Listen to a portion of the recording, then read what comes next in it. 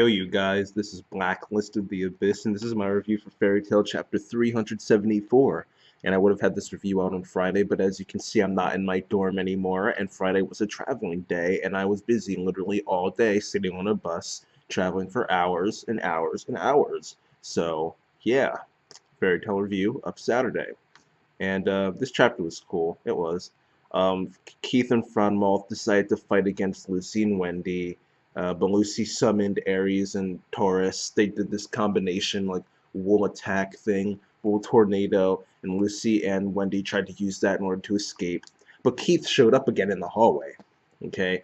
And it could be that he, like, teleported or something like that, or it could be that he created an illusion of himself there, which is the one I'm leaning towards because he was about to do this astrological attack kind of, but Gray showed up and like went right through him.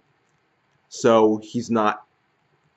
So I don't think he's actually there. Either that, or he can just. Either that, or he's like a Logia. Like, either that, or he's like a Logia type of some sort. Because Gray literally went right through him.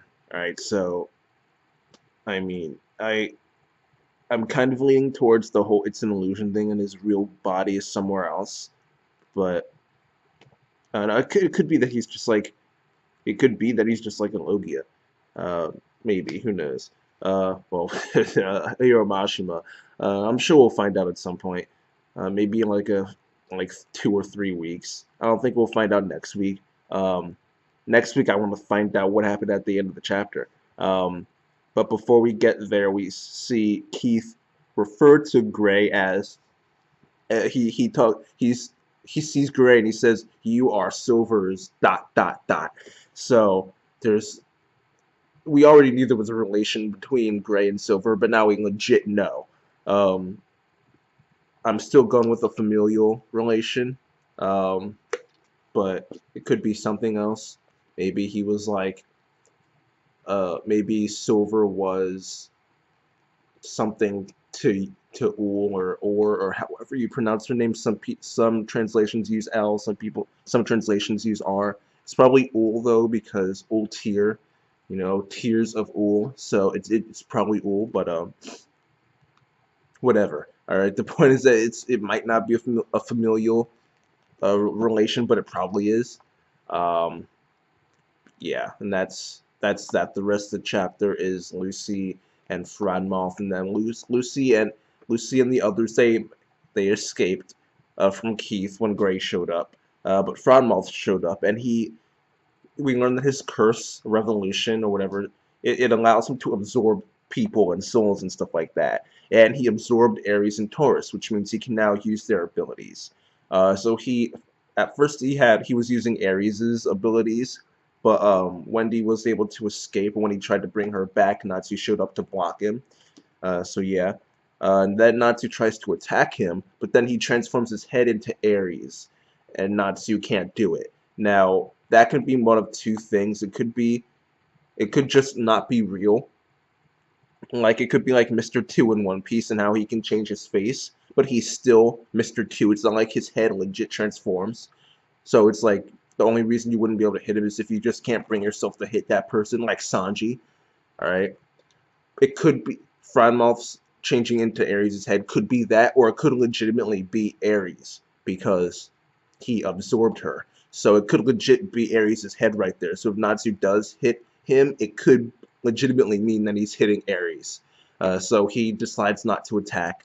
But then when Franmoth transforms into Taurus, then he's like, all right, I have no problem in hitting this dude. So he attacks anyway. Though it's still not really clear which of the two Franmoth's ability is.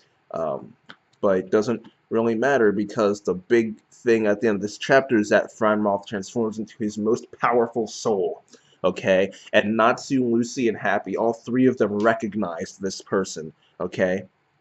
And Happy was like, oh man, how could he have his soul? Or how could he have absorbed him? And then Lucy's like they're like legit in trouble. So they all know him. They all realize that the dude's incredibly powerful. So that makes you think, who could it be? I kind of really want to say it's Gildarts. I kind of really want to say it's Gildarts. That would be awesome. But I mean, if it's not Gildarts, I mean, what other powerful men are there in the series that it could be? I mean, it can't be Makarov because he just got there. Franmaz didn't have a chance to run into him. It can't be Jalal because Jalal is off with the Arasion Sace. It can't be Laxus. It can't be Jura or Sting or Rogue or any of them because it would be just too random for it to be one of them. It would just be too random. So, I mean, maybe it's Hades, maybe because I don't know if it matters if you're dead or alive or not. So maybe it's Hades. Um, maybe it's Zeref. Nah, it's not Zeref, please. I'm thinking it's Gildarts. I'm really thinking it's Gildarts here. I think that's Solus Gildarts. Um, but yeah, that's it for the chapter.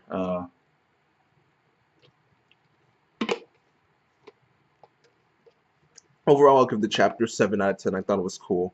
It was kind of a quick chapter, pretty simple too. But yeah, I'll give it a 7 out of 10. Yeah, that's it. Rate, comment, subscribe, and I'll see you guys next time.